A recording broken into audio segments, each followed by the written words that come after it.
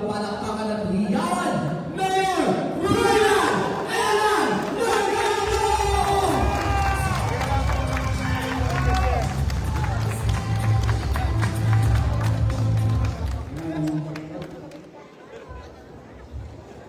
Sa ating pong magiging nakakita,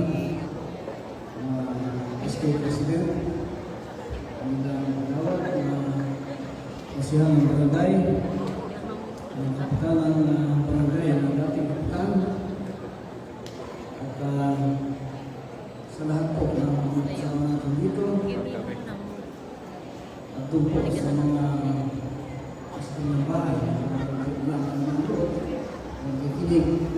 magandang hapon po sa ating lahat. Ngayon ko lang po nakinig yung pag-ising para sa pamilya, paglaban para sa bayan. At ang bayan ang kaisa ng pamilyang tiga-Salinago, pamilyang tiga-Salinago, bayan ng Salinago. Labang po natin ito, pabutihin natin ang tulong at pagdalaw ng bawat isa ng kanyang pakahalaga.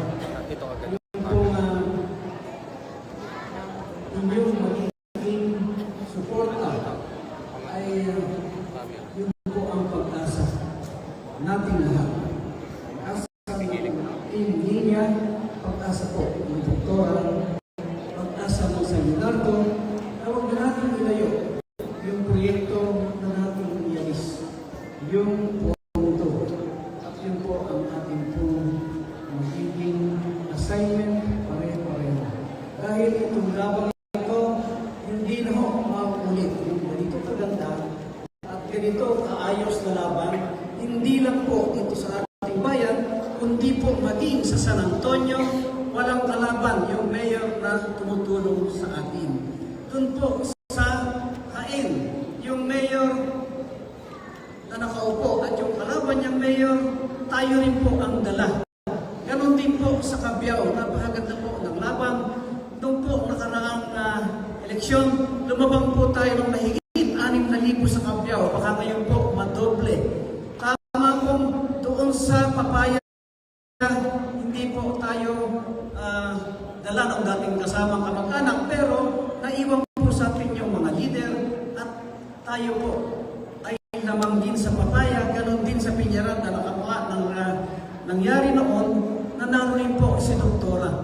Ang problema po natin, Kapan at San Isidro, pero sa Isidro po, tumatayo po ang ating Mayor Dong Lopez at yung kanyang 5 konsihal. Kasama po namin nag-meeting noon ay Governor Oy 2 days ago. Kaya po, isa na lang ang problema natin, ang San Leonardo at Kapan. Kung problema po na, kung ming yung San Leonardo, problema rin naman natin yung Kapan. Kaya po, dito, makikita na yung pagkakaisa ng ating bayan, yung ating pagkakaisa at pagkilos, magiging kapital po natin sa distrito. Meron po akong ipapaalala sa inyo na istorya ng Eduardo Hoson. Yung Quezon po na kanilang bayan, isang maliit na bayan, pinakamaliit sa buong Nueva Ecija, na ang butante po ng mga 8,000 lang noong panahon ng mga Hoson. Pero dito po, ipinakita ng mga tiga-Quezon yung kanilang pagkakaisa at ang naging gobernador sa buong lalawigan ng Nueva Ecija sa mahabang panahon, mahigit 20 taon, ay ang tiga-Quezon, Nueva Ecija, Eduardo Hoson. Tama po ba? Ngayon po, maliit lang din ang ating bayan, hindi kasi laki ng Kapan. Pero pag nagkaisa po ang bayan ng San Leonardo, tatalunin natin ang siyudad ng Kapan, kaya kailangan po ang suporta ng ating mga kababayan. Kayo po ang desisyon, kayo po ang mga kasama namin. Kayo po ang sinasampigan namin, kayo po ang kailangan namin. Si Doktora ang ating pong pagtulong-tulungan dahil yung ating bayan kailangan po ng isang congresswoman. Dito po nakasalalay yung ating kinabukasan. Yung kinabukasan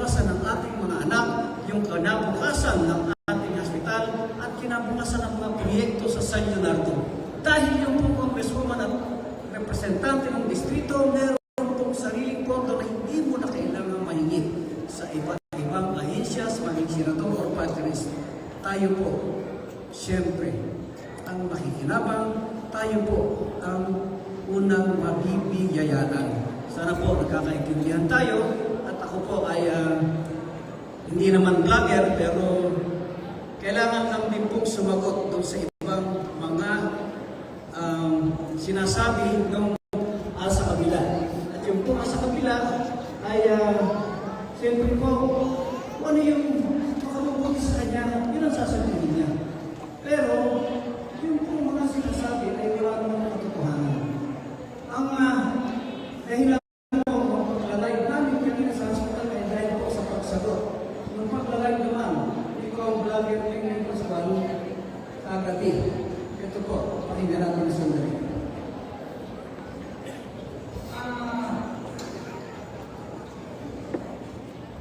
Gusto ko ibalita sa inyo na magbuhat mo ngayong araw na ito, hindi na po pwedeng tumulong sa lahat ng private hospital sa buong Pilipinas. Nalulungkot ako dahil sa napakagaling po ng mga kalaban natin, napakagaling. Nagpapuli na ng paraan na maireklamo ko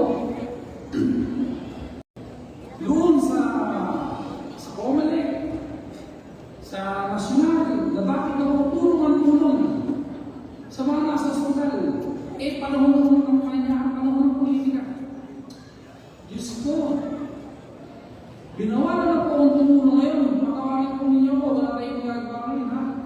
Hindi na ako galing tumulong ngayon sa doktor, sa Lacson Hospital, sa Nancy, sa doktor sa Kabalpuan, sa Busamakipan, sa Quimby Hospital. Lahat, alam ko, hindi ko pwede tumulong. Magbuhat ko yung araw na ito hanggang May 12. O sige, nagtagumpay kayo. Binawal lang ko ako tumulong, inilis ang maximum pondo. Masaya po kayo? Ha? Doktor Vlogger?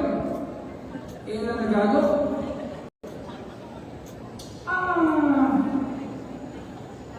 Paano sila yun? Paano yung mga gusto kong pagkakas kung hindi mo kong ito? Paano yung walang pang-deposito? Paano yung lalabas na? Walang panglabas sa hospital. Hindi ba ino kong lisensya? Masaya ko kayo lang. Mga kamistrito, patawagin mo ninyo, wala ko kong nagawa, hindi mo natin ganito. Hindi lang lumabas sa mga kanina. Wala ko may tulong sa mga slave.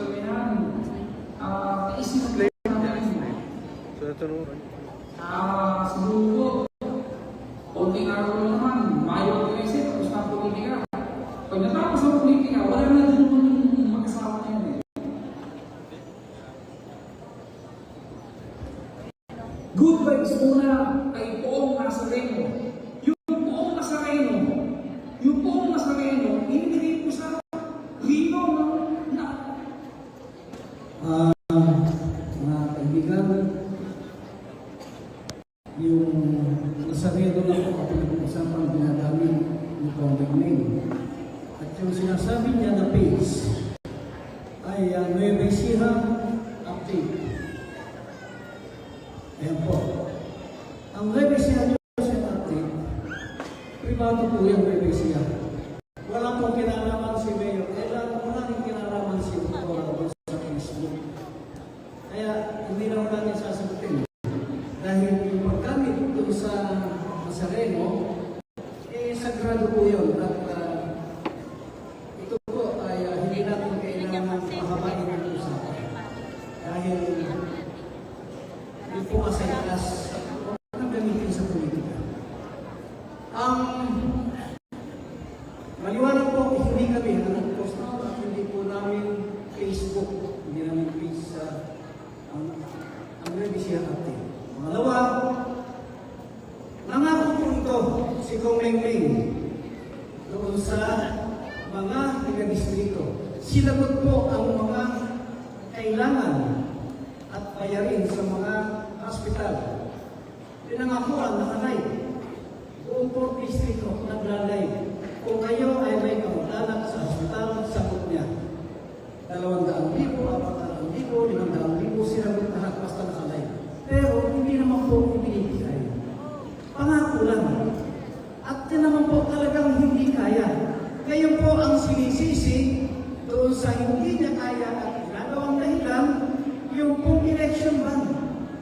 Na ang sinasabi, kami daw ni Doktora ang nagpatigil ng pondo sa magbabayad sa hospital. Itong bihuro ba namin kagaguhan itong puto nito? Magagawa ho ba ni Doktora na mayroon na utusan yung COVID na pigilin yung pondo niya? Pigagin lang ko. Hindi ho obrang sasabihan mo yung COVID, susulamot at tawagan mo, hoy, isa mo ng pondo itong congressman. May proseso po sa COVID. May proseso po ang mga request at mga kaso. Kailangan po, pag mag-aakusa ka, may dokumento. Meron pong mga kulang ebidensya. May mga request. At ano man po na babaguhin sa National Fund. Meron din po yan mga kaukulang na dokumento. At baka nakalimutan ito po ito, si Comengling. Sila po ang nasa administrasyon. Sila ang gumagawa ng pondo, sila ang nag-approve, at sila po ang may nakap. Siya ang nakaupo. Sinayaran po. Nakatalo po. Paano pinipintang nadago ka? Yung pagtitigil ng pondo. Problema po, ikaw may yung pagbabayad sa hospital. Ito po, sasabihin ko sa inyo, Ma'am Mingling, si Mayor Elan ho ay panunungkulan sa San Leonardo at ang San Leonardo may sariling hospital. Yung problema nyo, tutulungan ko kayo, ipadala nyo lahat dito sa San Leonardo Hospital yung pinakakuha nyo. Pagkaroon mo namin dito, bawal magbukas ng pondo sa munisipyo, pero itasasagot mo lahat ang gastos doon sa mga mamigitang kapitan. Pagkatayo nga, kapitan natin. Kapitan po, na magpapalayo, sagot niya yung problema mo kung hindi babayaran ni Kapitan Walter yung bill ng mga asyente mo sa distrito, ipadala mo sa San Leonardo Hospital. Ayos ba? Maraming salamat. Ang daling pag-usapan nun. Pero yung ibigay mo sa amin, yung mga kagabuhan mo, yung pangako mo at kaya kung walang hiyaan mo doon sa distrito at mga kausap mo pinamatulang sa live. Sabi mo na kung kautuan. Ano po? Hindi mo pwedeng mangyari. Uutusan mo yung COVID. Tayo po ay pangkaraniwang mamamayan. Masarap po mamuhay ng mayapa, tahimik, at mayroong peace of mind. Masarap po mamuhay nang wala ng atraso sa mga kasamahan ko at kababayan mo. Gumawa ka ng atraso, gumawa ka ng kalakuan, nangako ka ng gusto sa iyong mga kababayan. Nag-live ka, nag-yabang ka, tapos sisisi mo yung doktora sa akin. Yung hindi mo pagkastos. Ang yaman mo, ang dami mo naipon. Hindi yung sarili mo pera ang ibayad mo. Kung hindi mo kaya yung sarili mo bayad doon sa mga pasyente, pinakakuan mo, pagdala mo sa sarili na tutulungan mo. Open po lahat kung sa San Leonardo. At sinabi ng doktora, ay walang kinalaman sa pagkabutis ng anak nyo. Si Mayor Elan, libre ho ang sasarihan. Tama ba ba? Kasi ako,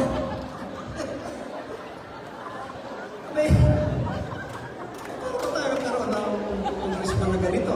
At ito pa ho, ito pa ang maganda. Ito po eh, matatapang eh. Gagaling mo itong mag-aama nito. Matatapang mo ang yan. Okay lang. Ito pa maganda, yung pagmumura niya naka-uniforme doon sa kongreso. Pakita mo nga. Oh. Utang ina mo, kailan na ganyo? Hindi ka na, utang ina mo. Utang ina mo, kailan na ganyo? Utang ina mo, hindi ka. Utang ina mo. Pero kahit ano ka, gaga ka, hindi ka. Utang ina mo, kailan na ganyo? Utang ina mo rin. Utang ina mo, hayop ka. Utang ina mo, medyo kailan na ganyo? Utang ina mo, gaga ka. Ayan po, yung representative ng 4th District. Ayan po. Ano yung sinasabing him? Ano sabi? Salita pa ng congressman yun. Yan ba ang pamamalisan dapat ng lahat ng congressman sa kongreso? Pag babarong ka, andun yung logo ng congressman, magmumura ka. Ang totoo nito, pinasisikat ni Kong Maymeng si Mayor Elan. Hindi mo marunong mag-live, hindi marunong sumagot. Ngayon, nagsta-live na, sumasagot. Dahil siya ang nagturo. Hindi mo tayo lagi at sumasagot lang. Pero kung yun na rin yung tawag doon, eh siguro nga. Pero hindi tayo nag-umpisa. Itong gago nito, ito po, ay hindi ko na mamurahin. Hindi ko na ho gagantihan yung sinasabi at ako naman, hindi na pa.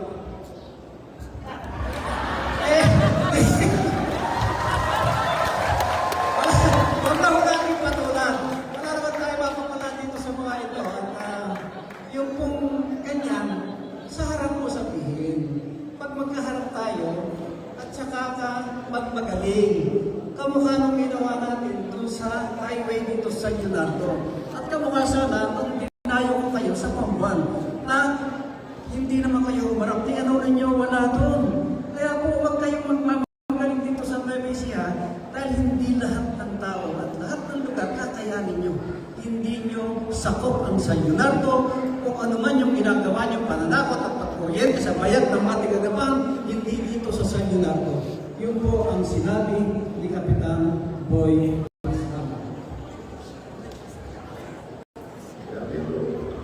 Kahit na yung mga kabilang ng mga binayo na ako, nagbalitaan nyo, may sila ko tayo. Marami, may ako na mayamang pangkala, kung mga kuluna, iiyak na lang mga kuluna. Pinubuan to, pinubuyente. Paano ito, mamamala rin, katawa ko na, okay, tindag. Bawa ko niya sa pangalan may tubig. Sa bayan, sundot ng kuryente. Yung maraming gagawin ito, mamamagin tayo. Kaya tanong nyo sa mga tao rin, mayroon naman ng isa riyan. Mga tao sa ubuan doon, kuryente ka sa tayo. Maraming siga-siga sa panahan. Ay may siga pa. Wala na. Amatay na namin siya. Pakatanda ko pa sa siyang kulis. Sa loob ay pinupuyente sila sa loob. Hindi yung hirap reflection na amat ito. Masya ko. Loob ay hindi siya sulat sa mga paliwanag. O paano na siya sa mga katawan, sinasakal ng mga pulisyo. Diba, nagamit ang rito. Kung gumana, nasasamahan po siya. Ano yung mga kapag? Alam mo, saksak ba siya? Ang balikan ko sa bahay, meron tayo tayo. Ang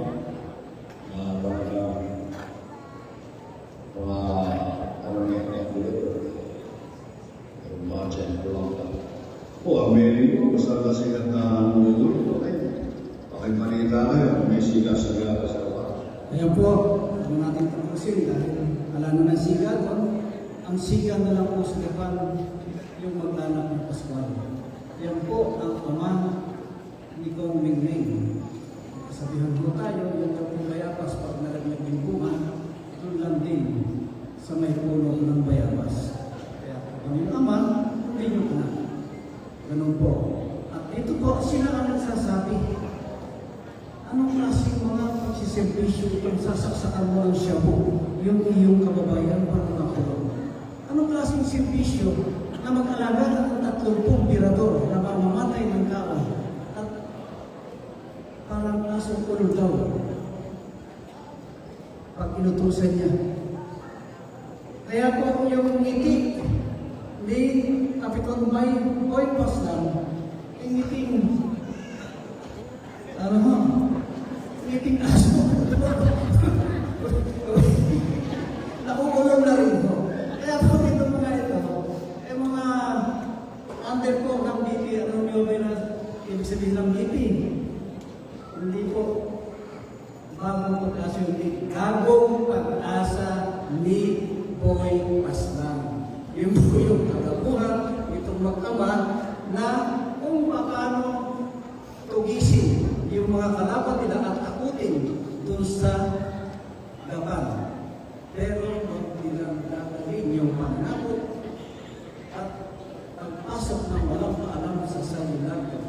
Dahil yung San Leonardo po, area of responsibility nating mga taga San Leonardo, jurisdiction po natin ito, hindi po tayo papayag na bastos, hindi tayo papayag na paabuso, at tayo po ay maninindigan sa ating karapatan. Lahat po, ang sabi, pagka po may ebidensya, may patunay, yun po ang katotohanan. Kaya po, pag tayo ay nagsabi na meron tayong ebidensya sa COMELEC, dapat ganun din po sana siya. Magpakita siya ng ebidensya na ikinahinto natin yung pondo ng COMELEC doon sa kanyang paggasto sa ospital. Tayo po, pag sinabi natin meron tayo ipinay sa COMELEC, kamukha ngayon, ipapakita ko sa inyo, meron tayong na-ipay sa COMELEC. Pakita natin yung disqualification nung kalaban ni Niña Naganyo Quezon. Ito po, SPA 2505-045 BC.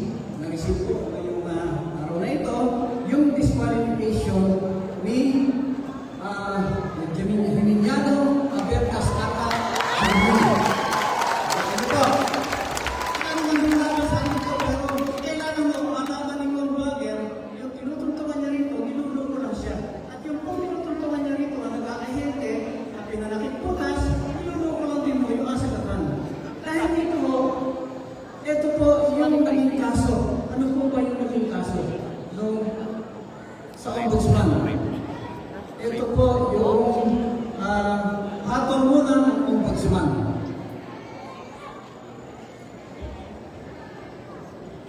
Ayan po, yung kay Geminiano Abertas na dismiss from the service with cancellation of eligibility for particular benefits perpetual disqualification from holding public office and partaking in civil service examination. Ibig sabihin po, hindi ka po pwedeng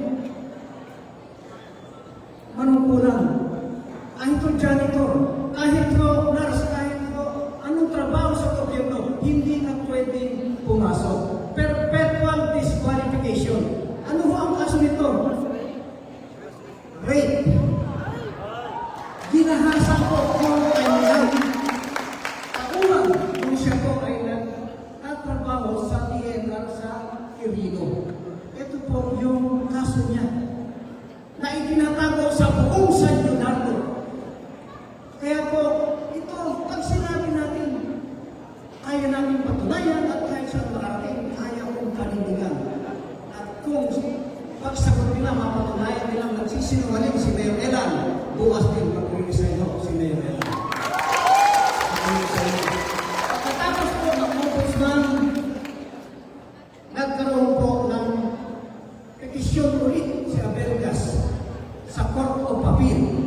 Ito po yung Kajini, galing ng Ombudsman yung order na nagdesisyon yung Court of Appeal. Kaya po, well, for purposes of the motion for consideration, Geminiano Abertas denied for lack of knowledge o order. Yan po yung mga pirma ng mga prosecutor at saka po yung justices, yung Court of Appeal muna ang ipakita natin, Court of Appeal decision.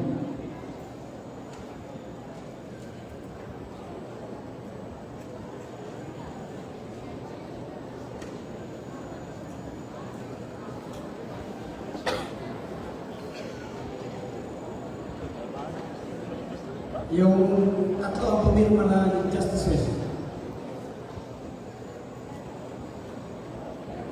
Yung kaso na yan, March 12, 2013 pa.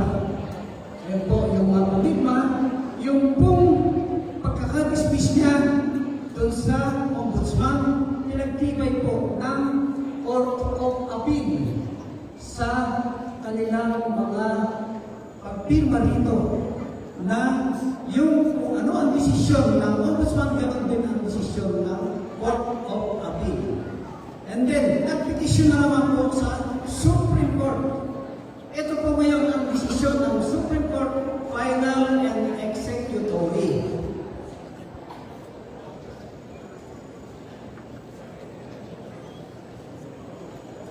yung Supreme Court. Ayan po, ang Supreme Court or Division Notice. Executive Director so-and-so, yung considered this case closed and terminated. Hindi po sila nakapagsumiti ng kanilang mga dokumento na kumpleto sa court of appeal. Kaya po, considered closed and terminated. Ibig sabihin mo, ito po yung kanilang pagsisinungaling. Dahil doon sa COC, ito po sa COC ng kandidato. Maliwanag po sinasabi dyan, the number 16. Have you ever been found liable for an offense which carries with that so-and-so to hold public office which has become final and executory? Ano ho ang chinekan nila? No. Ano yung pangalan ng mayroong COC? Emiliano Jimmy Abergas. Kaya po doon sa pagsisinungaling ng kandidato, doon sa Comelec, maliwanag po, disqualified. Pero may proseso po po ito. Hindi ko pwedeng sabihin na, disqualified nito, ito rin Supreme Court. I-order na, hindi po ganun. Kamukha po nung sinasabi ni Comelec, pinatigil namin at inutos sa Comelec, itigil yung kanyang boto sa ospital. Narunong kang makapaniwalang uto-uto. Ano ginagawa, mahihina ako nung nating distrito. Mangako ka ng mangako, kung hindi maibigay, eto, kaya po sa mga sinayot. Ayaw mo sana magpunta doon sa ating hospital. Nire-respeto ko yung mga individual na nagpapacheck up doon, pero kailangan mo sumagot.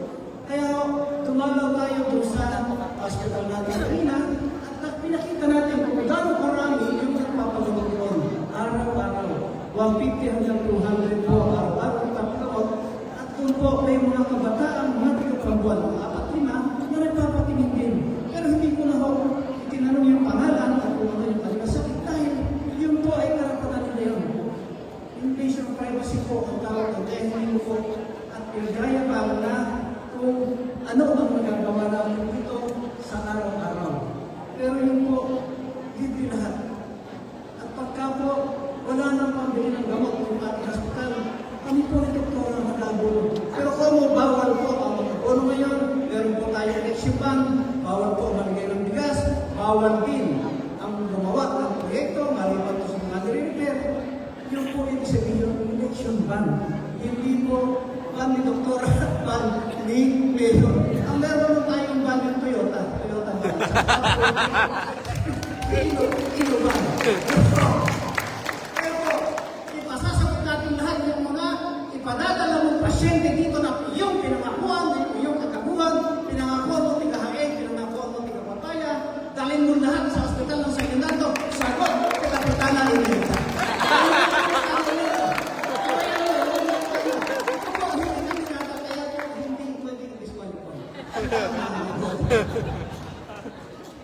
Ganon lang po kadali yun. Ganon po auto ito. Si Kong Antonino po, very close sa Panginoon. Ito po mga sa dami ng kasalanan, sa dami ng karawang dapat po nakakulong nito. Nilitas lang po ni Kong Antonino doon sa kanilang mga kaso. Napakalaking tulong. Buhay po ang sinabi ni Kong Antonino. Nung nakaraan, ang tumalo sa atin sa totoo lang, yung napakalaking tulong ang naiyanda ng Kong Antonino. Pero ngayon, asura ang tulong ng Kong Antonino, sinisilaan, at wala pong naging utang ng tulong. Wala pong naging istorya sa kanilang magsasama. Sana po, yung ating pong mga magsasama-sama at pakilala, iba po yung may palabrang unor, iba po yung may isang salita, iba po yung may paninindigan at kay doktora. Kasi siguro kayo may isang salita at may paninindigan kasama sa kanila. Siguro yung sa inyo, wala ho kaming naagawa ng lupa dito sa Saminando at sa kaming distrito. Wala rin kami patutugis ng mga asong kulong na alaga namin, kaya araw na kaming asong kulong na alaga. Wala kaming ipatulbuan. Wala rin ho kaming ipanghuli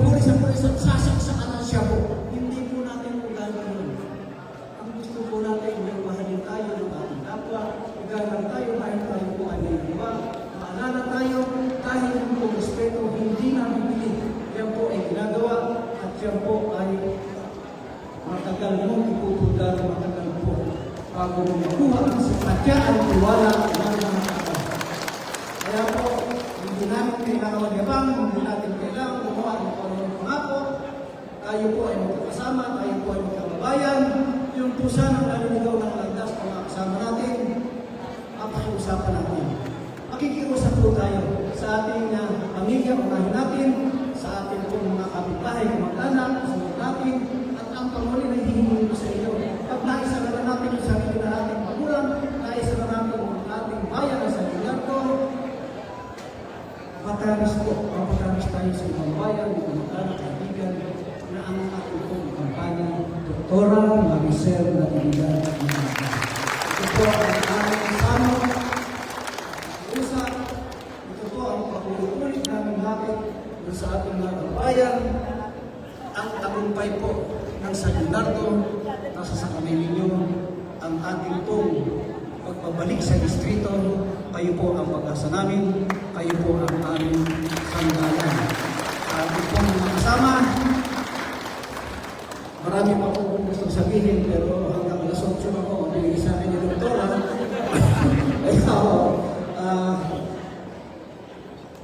Sige, tatapusin ko na rin. Nakalimutan naman ni Doktor kanina. Nakalimutan kami po kay Governor Rory at saka kay Vice Governor Lemon.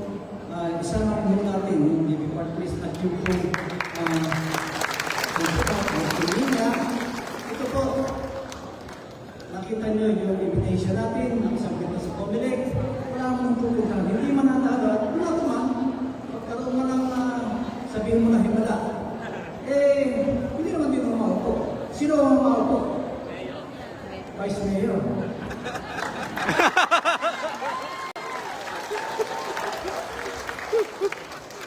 Hindi tayo na naman ang kikita. Masuki! Magkakit bahay! Naman po siguro ang kapalaran, destiny na tayo pa rin. Hindi natin alam kung ano ang dala ng bukas, hindi natin alam kung ano mangyayari sa ating kapalaran. Pero pwede natin itong baguhin. Pwede natin itong pagsumikapan na ayusin. Hindi po natin alam kung ano ang dala ng ating magiging destino. Pero tayo po ang magpaplano, tayo po ang magdesisyon. Tayo rin ang pagpipilihin at mananagot kung ano man ang ating kasakitan. Tayo po ang magdadala. Kaya po sa ating pagdadala, doon po sa ating pagsama-sama, huwag niyo kalimutan na sa pag-isa natin, unahin natin ang ating pamilya. Yung pamilya po na lang sinabi ng doktora, pamilya po ang ating bayan, bayan sa Bernardo ang pamilya. Sa natin sa pagboto, kabilay natin ang ating pong dating congressman ngayon, Marcoleta, sa senador, Revilla May, kabakayan naman po natin, Kasyudad, Tolentino, at saka nakuha sabi ko si Marcoleta, Sintor Bongo po, nagbigay ng ito, nakita ko naman sa Bongo. Si Senator Bongo, nagbigay mo ng ayuda ng likes. Si Tolentino, nagbigay din ng likes. Kayo rin siguro yun eh. Tapos sila rin ang nagbigay ng listahan. Ang kasabi-sabi sa akin Mr. Ronald, sa kalang pamagitan. Kailan naman siya, hindi ba yan? Kaya nagbigay ng listahan yung tao rin yan. Dati rin, hindi yan. Dati rin na naman. Mga kapit-bahay, tayo rin ba yung nakita-kita noon?